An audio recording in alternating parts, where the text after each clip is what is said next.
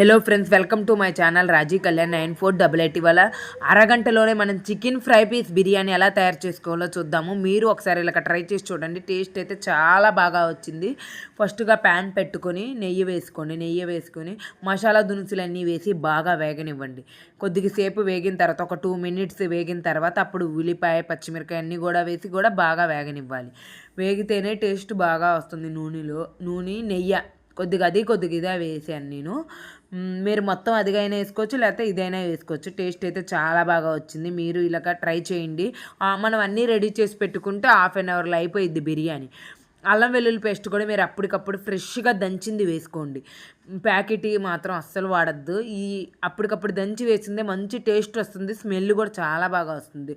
పుదీనా కూడా అన్నీ వేసి బాగా కొద్దిగా వేగిన తర్వాత పెరుగు వేసేయండి. పెరుగు కూడా వేసి బాగా వేగనివ్వండి. కొద్దిగా మగ్గిన తర్వాత మనం చికెన్ వేసేసుకోవాలి. చికెన్ వేసి బాగా ఉడకనివ్వాలి. చికెన్ వేసి బాగా ఉడకనిస్తేనే టేస్ట్ బాగుంటుంది.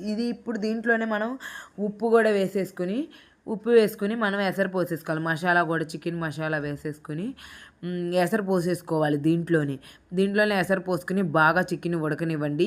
ఈ వాటర్తో మనం చేసామంటే బిర్యానీ, చికెన్ ఉడికిన వాటర్తో మీరు ట్రై చేయండి. అసలు టేస్ట్ అయితే అసలు నేను వర్ణించలేను, అంత బాగా వచ్చింది.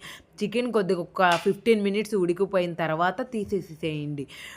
చికెన్ పీసులు తీసేసి దాంట్లోనే మనం బియ్యం వేసి ఉడకనివ్వండి. టేస్ట్ చాలా బాగా వచ్చింది. ఇలాగ చికెన్ ఉడికిన వాటర్తో చేస్తే మాత్రం ఈసారి మాత్రమే తప్పనిసరిగా ట్రై చేయండి. ఇలాగా నేను చెప్పిన విధంగా టేస్ట్ మీరే అసలు వర్ణించలేరు, అంత బాగా వచ్చింది.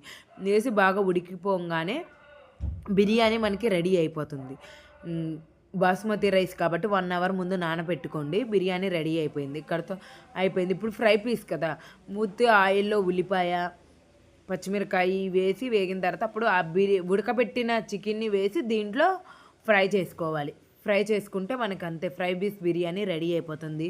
చెప్పాక రెడీ చేసుకుంటే మనకు హాఫ్ అన్ అవర్లో అయిపోతుంది. ఉప్పు కారం దీంట్లో ఇక మసాలా, ధనియాల పౌడరు, గరం మసాలా, చికెన్ మసాలా వేసుకుని బాగా కలిపేసుకోండి. ఫ్రై అయ్యేదాకా ఉంచుకోండి.